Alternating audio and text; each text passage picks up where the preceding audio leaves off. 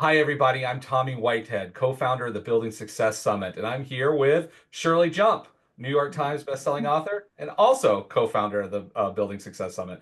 Good morning, Shirley. Good morning. I'm very excited about this. Yes, me too. So this is the first of several coffee connections that we're going to be doing over the next few weeks, and we're really, really excited to have Tunji Fatinikun here today. He is not only a former Bucks, Go Bucks player, but he is also owner of an auto spa, and he's here today to talk a little bit about his transition from athletics into entrepreneurship. And that's a key focus of our Building Success Summit is how you go from one career and pivot to another, or take your existing career and take it to the next level. So good morning, Tunji. How are you doing today? Morning. Good morning, Tommy. Good morning, Shirley. How you all Morning. doing? Great. Good, We're good. Thank you for having me. We're so absolutely love excited. and love your car, by the way. It's great. Oh yeah, no, for the brand, For not the mine. brand. So, Tunji, we have a few minutes with you today. I know your schedule is really busy, so I want to just jump right in here. So tell us, man, what skills did the NFL give you for your business?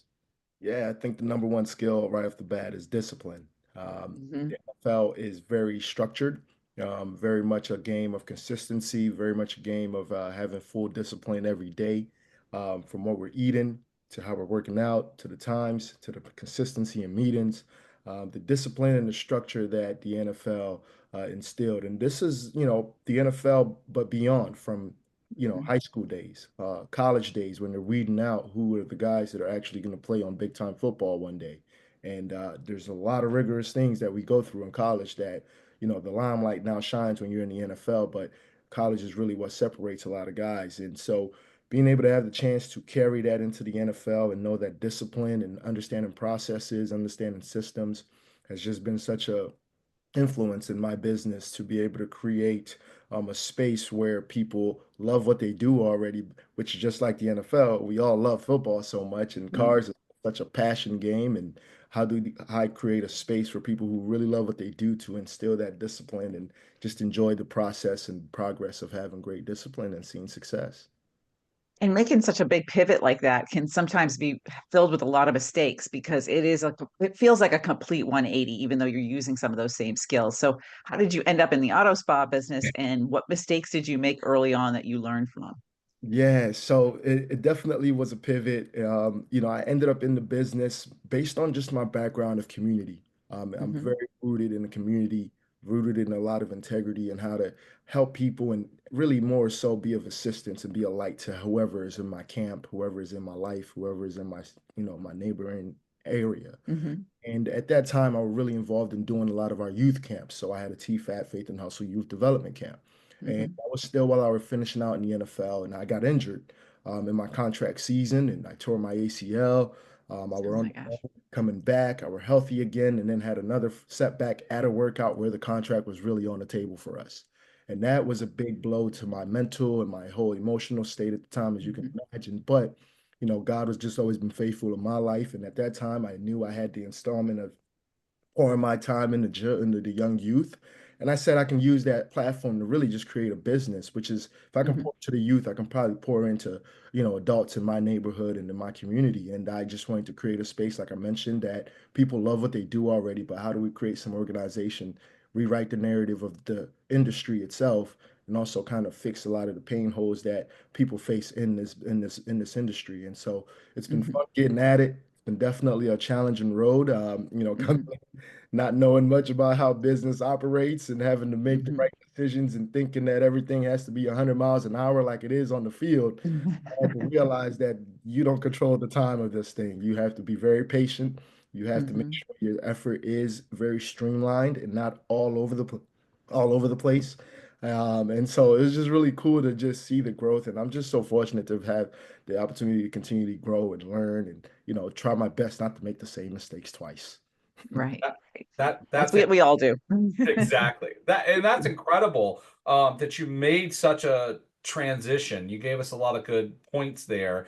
It was a challenge stepping into a new industry, learning something new. But if you had advice, if you had like one really good piece of advice for somebody looking to make that 180 pivot change in their life, what would that advice be?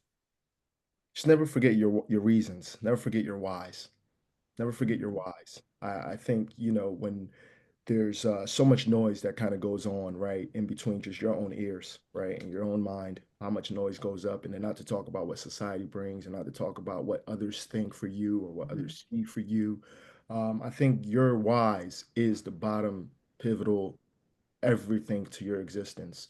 And the closer and realer and clearer you're able to understand your why, the natural intrinsic motivation that pours from that will allow for you to survive through times that the others or yourself sometimes may not feel as strong or may not see Mhm. the outlook of what your reasons are.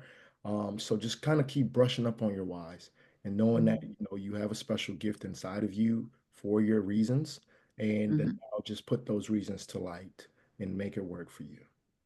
So if you were talking to a younger version of yourself, which I'm sure you do because you work with kids a lot, what would you tell them is the key ingredients of being successful, not just on the field, because they all dream of being in the NFL, and that's a 1% thing, but of being successful in life?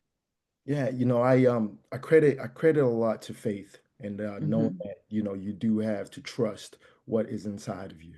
Like Hmm. I mentioned, that we are literally all gifted, and I think whenever I speak to the youth, it's about you are gifted. You have Hmm. to have something to believe in. You have to have intelligence. You have to have tenacity, and knowing that those three things and faithfulness and executing, there's a pack of things that makes you who you're going to be, and just being very intentional about knowing what those things are and not Hmm. copying others, but realizing your path has got its own way, its own route. And the sooner you can stick to your own path and your own route and just be a good person while going through Hmm. all you're going through, you will find light. And that's kind of like what I share, and that's what I truly believe in. And I'm just so fortunate to camp of people in my life that has kept me sturdy and kept me going even through the great and bad times. And but understanding our reasons, being very dialed in and intentional, does take you very a long way. Nice, nice. And Well, finally, what are people going to learn about from you at the Building Success Summit? Because those are some great lessons, but you're going to come in, you're going to work with some of our kids, and Yeah. you're going to probably be a part of some of our athlete panels and our athlete business people panels. What are Mhm. you going to really want to teach them? I believe the natural teaching occurs in just the actions that we place out there.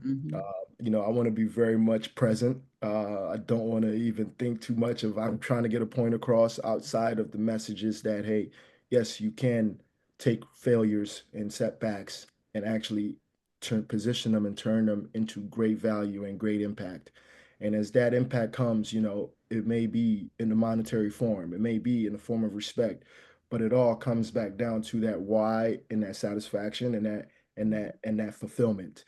So I just want to be able to show that this is what fulfillment looks like. I'm able to turn from an athlete and what it was, quote unquote, this is what you're supposed to do and this is how you're supposed to be, to hey, you have many more sides to you. You're pretty dynamic. I think people will learn that about me.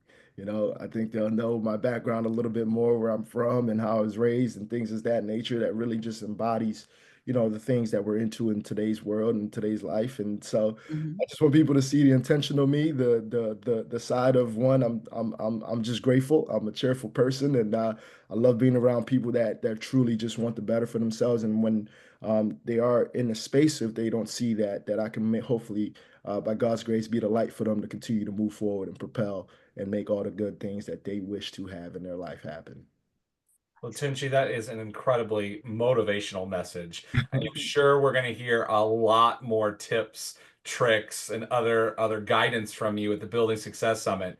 So everybody, the Building Success Summit is April 14th through 16th at the Raymond James Stadium, which is the former home of Tunji. And he is happy to be back there talking to athletes, entrepreneurs, CEOs, youth, all kinds of residents of Tampa Bay that are looking to take that next level. So if you want to take your business to that next level, if you've been struggling to get up there, if you don't know anything about your brand, if you don't know how to use AI, if you want pro tips from athletes on how they succeeded in their business, then you want to come out April 14th through 16th to the Raymond James Stadium and tune in for our next Coffee Connection. It'll be coming on soon.